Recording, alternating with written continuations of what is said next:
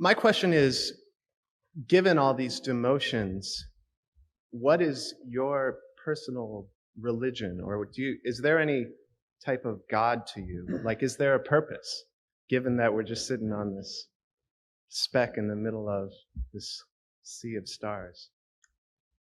Now, I don't want to duck any questions, and I'm not going to duck this one. But let me ask you, what do you mean when you use the word God? It seems that through the ages, humans have created a mythological framework that has always involved some kind of higher spiritual powers. And as every human culture has done, as that goes away, as we know more and more that, and it seems harder and harder to prove that anything might exist like that, where does that leave us? On our own.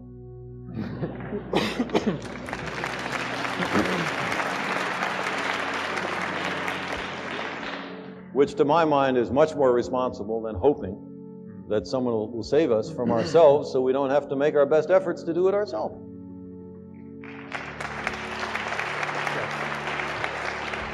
And if we're wrong, and there is someone who steps in and saves us, okay, that's all right.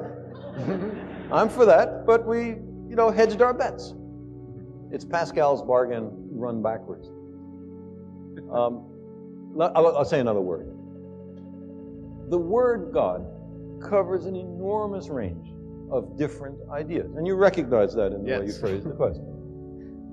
Running from an outsized, light-skinned male with a long white beard sitting in a throne in the sky and tallying the fall of every sparrow, for which there is no evidence. To my mind, if anybody has some, I sure would like to see it. To the kind of God that Einstein or Spinoza talked about, which is very close to the sum total of the laws of the universe. Now, it'd be crazy to deny that there are laws in the universe. And if that's what you want to call God, then of course God exists. And there are all sorts of other nuances. There is, for example, the deist God that many of the founding fathers of this country believed in, although it is a secret whose name may not be spoken in some circles, a roi fainéant, a do-nothing king, the God who creates the universe and then retires, and to whom praying to is sort of pointless. He's not here. He went somewhere else. He had other things to do. Now, that's also a God. So when you say, do you believe in God? If I say yes or if I say no, you have learned absolutely nothing. I guess I'm asking you to define yours if you have one. But why would we use a word so ambiguous that means so many different things? It gives you freedom to define it. It gives you freedom to seem to agree with someone else with whom you do not agree. It covers over differences. It makes for social lubrication.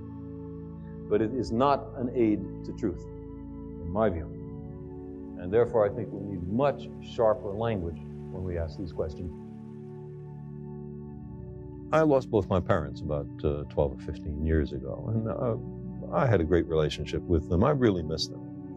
I would love to believe that their spirits were around somewhere, and I'd give almost anything to spend 5 minutes a year with them. We demand the most rigorous standards of evidence, especially on what's important to us. So if some guy comes up to me, and a channeler or a medium, and says, I can put you in touch with your parents. Well, because I want so terribly to believe that, I know I have to reach in for added reserves of skepticism, because I'm likely to be fooled and much more minor to have my money taken.